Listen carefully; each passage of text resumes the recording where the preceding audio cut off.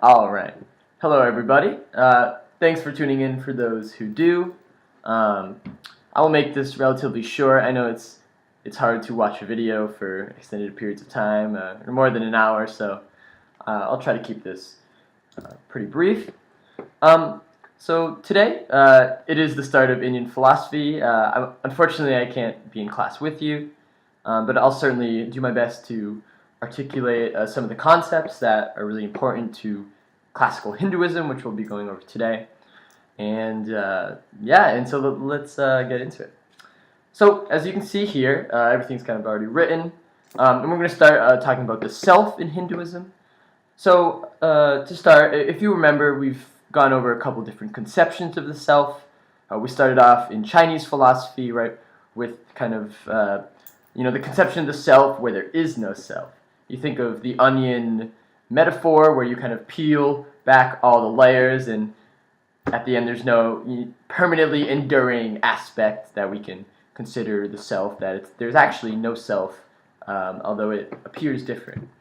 And so then to move on to what we talked about in ancient Greek philosophy, they talk about the rational soul, where it is permanently enduring, where if it is able to escape the incarceration of the body, that it will kind of go to the realm of the forms and unite with them. And it's very, very, what's really important to the soul in ancient Greek philosophy is that it's constituted rationally. So that's kind of a brief recap, and today we're talking about the self conceived in Hinduism, which is a bit of a combination of the two, although it is quite different as well. So to start, I consider it the mystical self right here, because so in Hinduism they do believe that the self is immortal, eternal. You can see kind of here they call it Atman. That with going with the onion metaphor, if you kind of peel back the layers, there is some eternally enduring aspect to the self. That is kind of our main aim, is to realize the self, and also in realizing the nature, we kind of come in communion with God in this sense. So I want to make an important note that Hinduism, they don't conceive of God as the guy with a beard sitting on top of a cloud and a throne, as we typically do in the Western and Abrahamic religions. Rather, they conceive of God as actually everything. So I think a good way to think of it is kind of, right, this little metaphor I have here, waves on the ocean. So if you think of the ocean, right, and you think of the ocean as God, right, the waves are kind of, they're manifestations of the water, right? They go above, and they're kind of, these are, the physical manifestations of all phenomena in the world. And in this sense, right, kind of taking this analogy and putting it to where we are, we're actually just waves of the ocean, and the ocean being God. So if you make the connection, that actually means that we are part of God. And Hinduism, they do believe this, that we are certain instantiations of God, and kind of realizing this, realizing that I think it's safe to say we're not necessarily parts of God, perhaps, but we are manifestations of His essence, right? Hinduism really kind of pushes this notion and wants us to realize this for ourselves. So as you can see here with my little graph right here, kind of going again back to the onion metaphor, right? It's about peeling back these layers. And for Hinduism, we start from everyday consciousness with the five senses, with typically how we go about our day, and through yoga, right? Which I think it should be noted, it's a bit different than meditation conceived in China, right? In China, it was more of the cross-legged, sitting down, in meditating, think allows to eliminating all your desires, right? In Hinduism, right, meditation, it is a part of yoga, right? But think of yoga today, right, where there's actually a lot of stretching involved and kind of a lot of movement.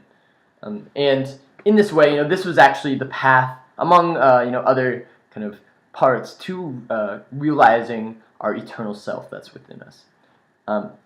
So another Another kind of note I want to make is, so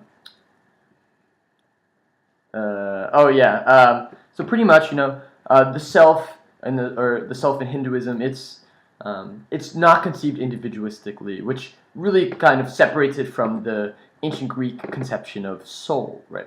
They conceive, that we each have our own rational soul, um, and it is eternal. But for Hinduism, despite the self being eternal, right, it's actually not individualistic.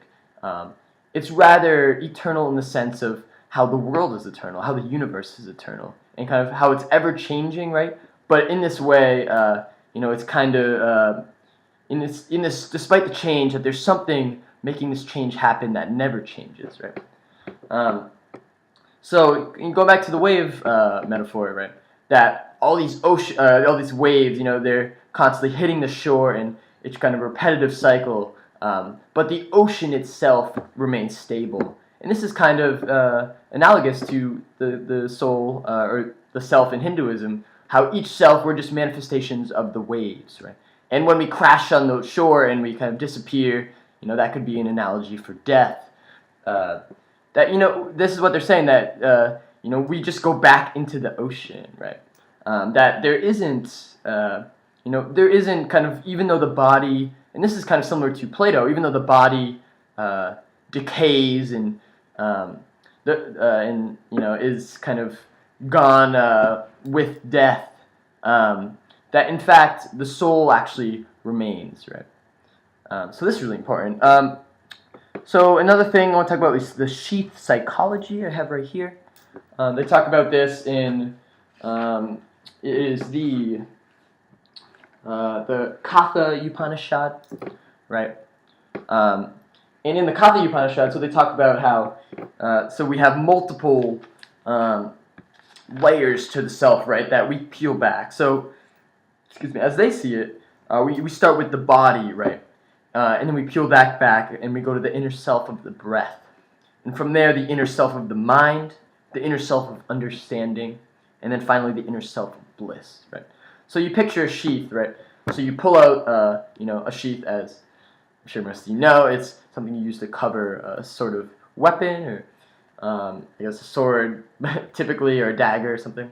But when you kind of taking this analogy, right? You pull out something from the sheath, and it's just another sheath, right?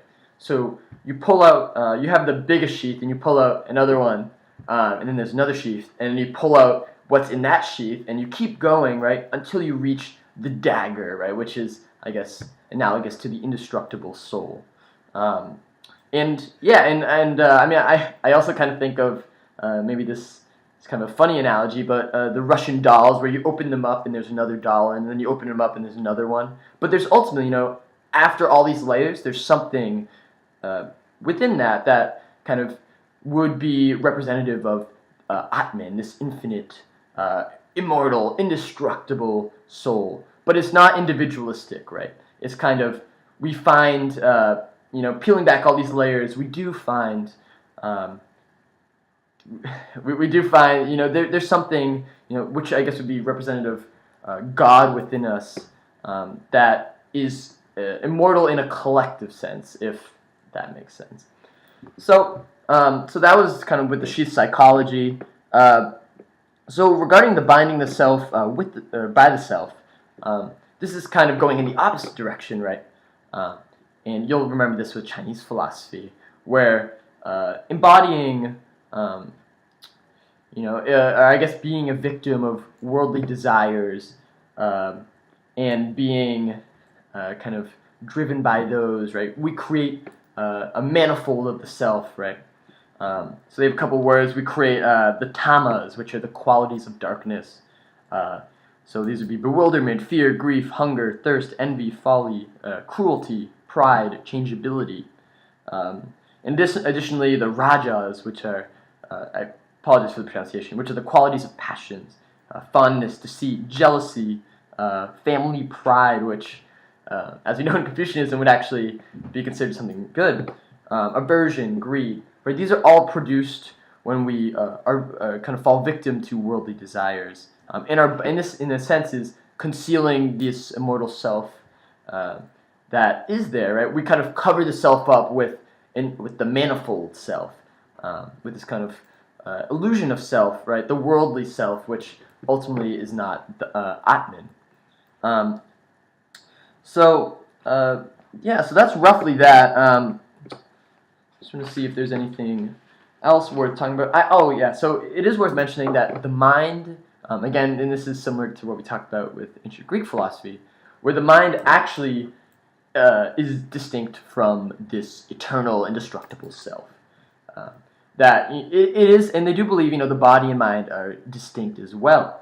But there actually is a further layer than the mind, right? You have to peel back the mind, right? So you start with the body and senses, you kind of peel back the mind, and as I said before, with the different inner selves, until you finally reach your eternal, you finally reach that the dagger, when you keep pulling out the sheets, and you finally get the dagger.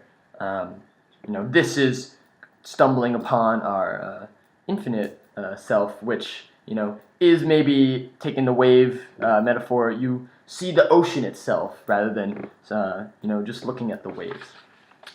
So regarding that's pretty much, I guess, a very brief talk about the self. Obviously,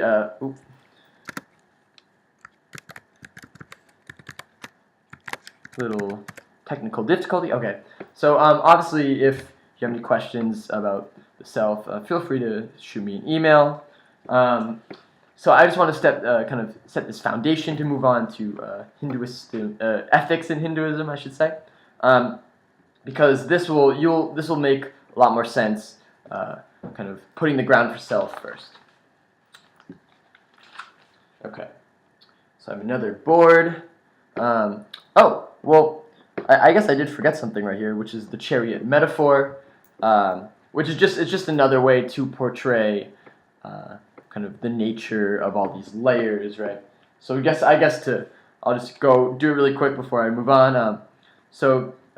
Take the chariot, right? So these are different aspects of the chariot. You have this. So in the Katha Upanishad, they talk about how the self is in the chariot, the body is the chariot, the intellect is the charioteer, mind is the reins, senses are the horse, and sense objects are the roads. And you'll if you remember this from Phaedrus, we talked about the chariot metaphor when you're trying to reach the forms, and it's actually very similar in this way, that a steady mind is kind of being in control of all these aspects allows for a steady ride, and they just translate steady mind in our textbooks, which means not being kind of victim to these certain certain desires of the body, right, of the mind, that you kind of, in relinquishing all these, you do kind of provide for a steady ride,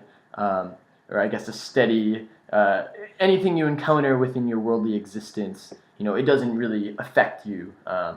You're kind of brave in the midst of all that comes your way. And we'll talk about steady mind a little bit.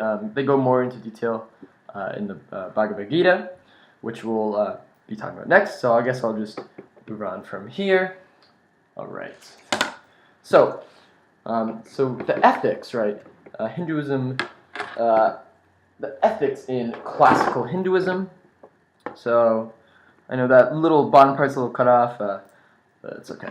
So there's three main terms here. So dharma, which is duty, mukti, which is enlightenment, and karma, which is action habit. You will see definitely some parallels in Chinese philosophy and Indian philosophy regarding this. Let's get into it. Okay. Great. So I just want to talk about karma first. This is a theory about death and what happens after death. You do see some parallels within when we were talking about the Phaedo and Phaedrus in Greek, where the soul after it dies and escapes the body, it is reborn as something depending on how much it reflected, how much it utilized its capacity to reason. So for Indian philosophy, the karma is a little bit different, although there are some mild similarities. So first off, as we know, good actions for karma produce good karma. Bad actions produce bad karma. And this is a very, I think many people understand this and actually utilize this in kind of understanding and also, using as a moral incentive using it as a moral incentive for people to do good actions, right? Because we talk about, if you do a lot of bad actions, right, you'll be reborn not as a human, but as some lower tier animal or mosquito. And if you're reborn as a mosquito, it may be a little bit hard to kind of ascend, this tier of animals, I guess, again, because I actually don't know really how you'd be able to get out of being mosquito. Maybe, biting a certain amount of people will make you upgrade to a better animal, but they don't really talk about that in detail in the excerpt that we have. But karma, it's used as a moral incentive where, even if we don't really know what happens after death, right, that you would rather be reborn, as potentially a diva, right, which is an angel in Indian philosophy, rather than some lower tier animal and kind of be, stuck in your own desires and kind of violence. As we know, in the state of nature, it's certainly not a peaceful time, to say the least. So in this way, karma. So I actually like to think of karma in the sense of using an Alan Watts metaphor. He talks about how how an apple tree apples, right? The world kind of peoples in a weird way, using that as a verb. People constantly die, and then people are constantly being reborn every single second. And in this way, this is actually a really interesting theory of death, where kind of someone goes, they're in existence, and then they go into non-existence, and then they are reborn into another body into existence, depending on how their karma was, right, when they were alive in their previous life. And it's also, we're talking about karmic payback, right, where you take the phrase, which is here at the bottom, right, so one reaps what one sows, in the sense where, if you do good karma, kind of good things will come back to you, and if you do bad karma, bad things will come back to you, right?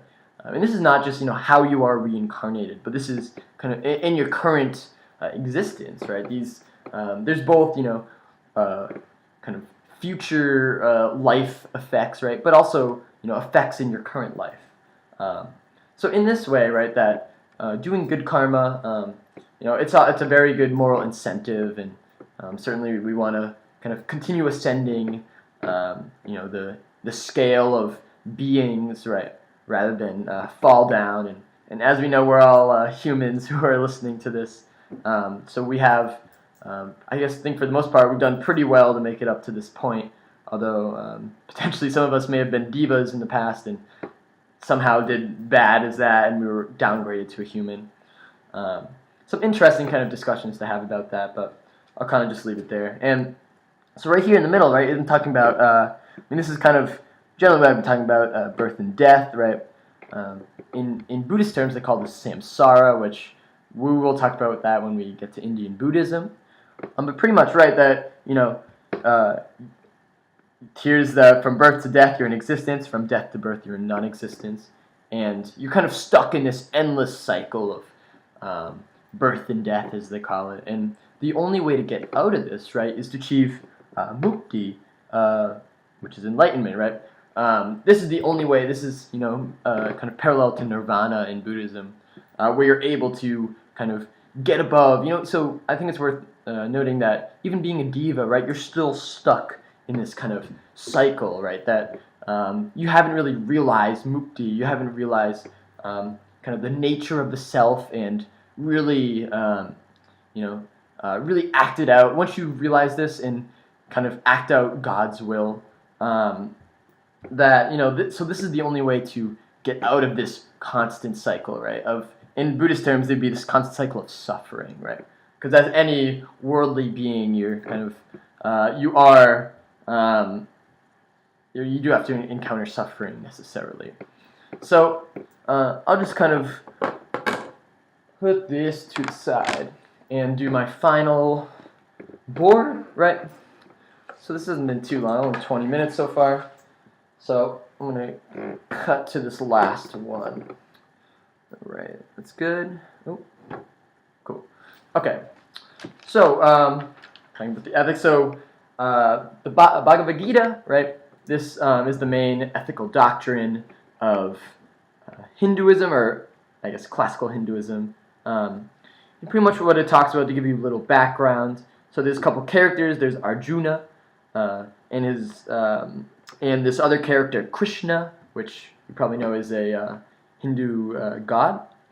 And in this, so Arjuna is about to face off against a usurper, and Arjuna and his brothers represent the rightful heir to the throne. And they're about to engage in battle, but Arjuna, he sees some of his fellow kinsmen on the other side who are in support of the usurper, but he's still friends with them, and some of them are even his family. And in this way, he really, he recoils back, and he does not want to fight, or kill his friends, which is quite understandable. As he says, he would rather be killed than allow himself to live with the fact that he killed his fellow kinsman, right? That he would, after this, he would enjoy blood-tainted pleasures, which for him, were not worth this kind of this moral guilt, right? That his conscience would constantly be plaguing with him after the fact. So he's in the first chapter of the Bhagavad Gita that we have in the textbook. It shows that he just is not willing to fight. So in the second chapter, he asks Krishna for divine guidance, right? And what Krishna says is, so he has some interesting words. I have a little quote here. He says, "Never did I not exist, nor you, nor will any of us hereafter cease to be." So what is this? Pretty much what he's saying here is that the soul is immortal.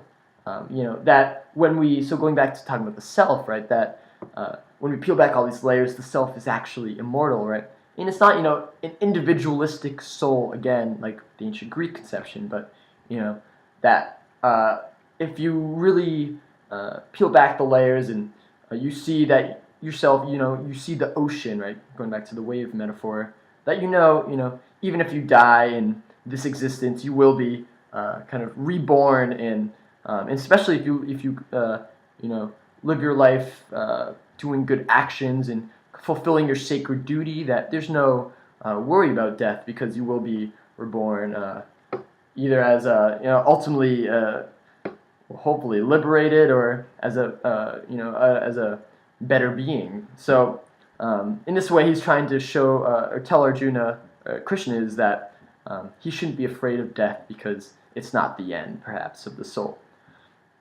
So he talks a little bit, again, he says the self is eternal, indestructible, indefinable. And when it's killed, the body, it just merely changes clothes, let's say, changes robes, right? That the soul, there isn't some soul that, like, is your personality that will forever persist, but, there is something, you are God in a way, and you'll always be reborn, just in a different change of clothes. So that's kind of the first part of chapter 2. He really talks about how the soul is immortal, and how we shouldn't be afraid of death. So he does say too. It is worth noting that infamy is worse than death, which is disobeying your sacred duty, and sacred duty, which I guess would be considered dharma, although I already put that board down. But a sacred duty, right? So what sacred duty is ultimately realizing that you're a wave of God, right?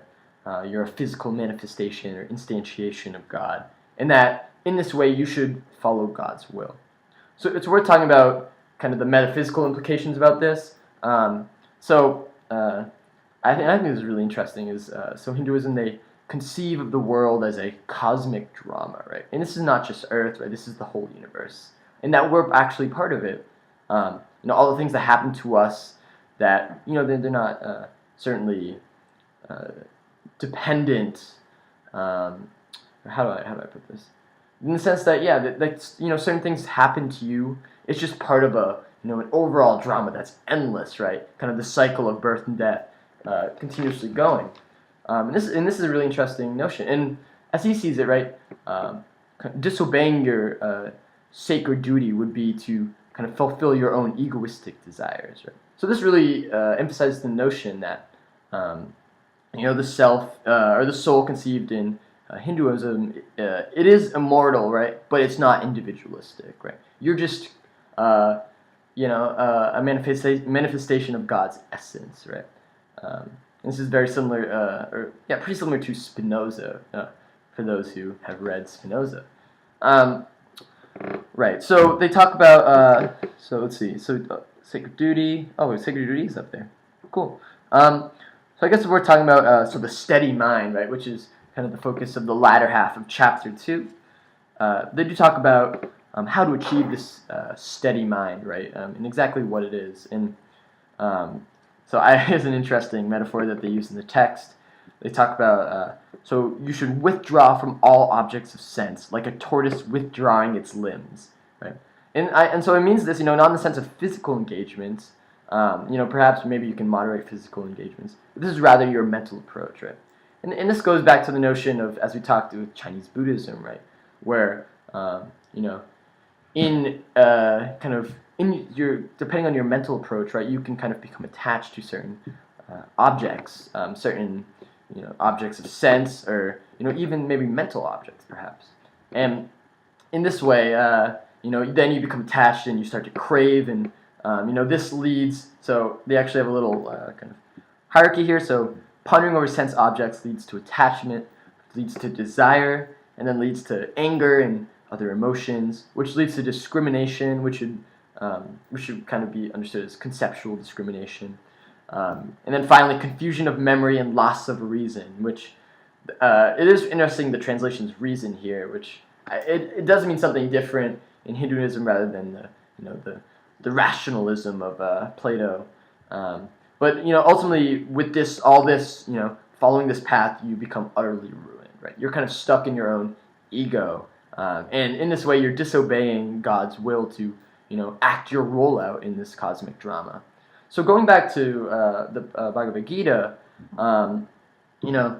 Krishna is telling Arjuna that if he were to, recoil from this fight because of his fear of killing his fellow kinsman, he would be therefore disobeying his sacred duty, and then kind of, disobeying God's will to fight this battle, because it's ultimately part of his drama. And he may say, this drama is a little, I don't know how to put it, but is a little brutal, right? Where Krishna's trying to tell Arjuna to kill, but in this way, killing in the sense, it's just the body that goes away, right? The soul, this Atman is immortal, and although you may kill, your kinsmen, right? That they will be reborn, and if you die, you will be reborn, and you'll also be reborn as a higher being, or depending, or you may even be liberated, right? Because you fulfilled your sacred duty of God, right? You kind of fulfilled God's, God's kind of, I don't know how to put it, God's commanding of this drama, right?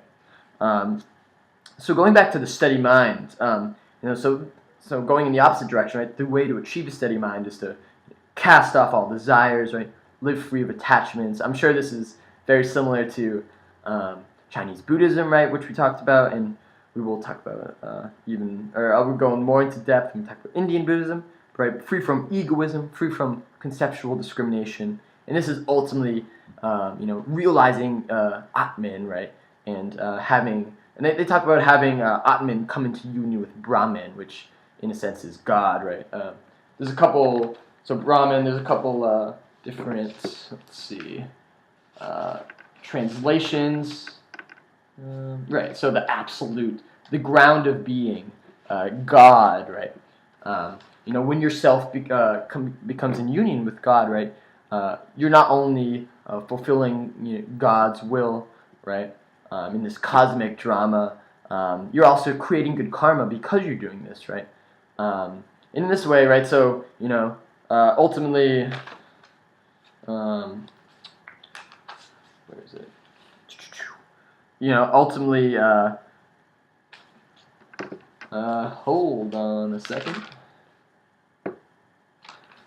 I don't know where that is, but ultimately, fulfilling your sacred duty, and creating good karma, and also following certain ethical codes, universal ethical codes, which, killing people when it's not part of God's will, right? This would be seen as unethical.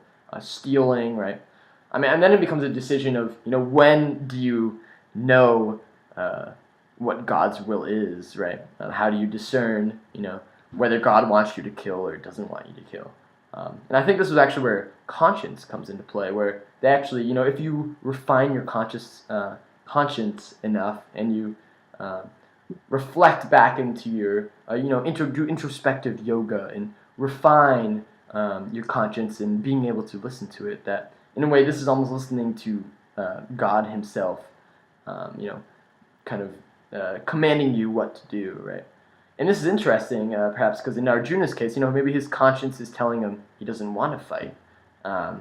So in this way, maybe, his conscience isn't refined enough by yoga to understand exactly what God wants. But ultimately, as Krishna, who is the divine guru in this case, he does want Arjuna to engage in this battle because this would be fulfilling his sacred duty. Right. So yeah, ultimately, and I found the thing I was looking for previously right here, where yoga, plus following sacred duty equals mukti, which is enlightenment or liberation, right? And this is when merit and sin are cast off, right? You're released finally from the cycle of birth and death. You don't have to be stuck in this cycle of suffering, of being thrown into existence and non-existence and existence and endlessly, and also there's no unhappiness. They always talk about when your Atman becomes in union with Brahman, that you are ultimately eternally blissful, whatever that means. So I think that's relatively everything worth going over. And I know it was really quick, and unfortunately I wasn't able to have this prepared multiple days in advance. But again, if you have any questions regarding this material, please send me an email. I'll do my best to respond.